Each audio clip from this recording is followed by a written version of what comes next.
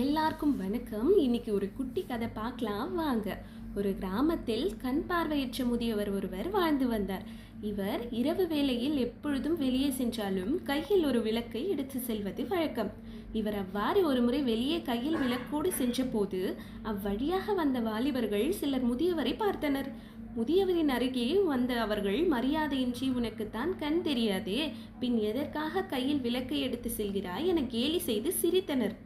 வாலிபர்களின் கேள்விக்கு நிதானமாக பதிலளித்த அந்த முதியவர், எனக்கு கண் தெரியாது என்பது உண்மைதான். ஆனால் இந்த விளக்கை நான் எனக்காக கொண்டு வரவில்லை. உங்களைப் போல் கண் நன்றாக தெரிந்தவர்கள் என் மீது மோதாமல் இருக்கத்தான் இந்த விளக்கு என்றார். முதியவரின் பதிலை கேட்ட வாலிபர்கள் தங்களது முட்டாள்தனமான செயலுக்காக அவரிடம் மன்னிப்பு கேட்டனர். இதிலிருந்து நாம தெரிஞ்சுக்க வேண்டிய விஷயம் என்னன்னா, யாரையும் இழிவாக பேசக்கூடாது.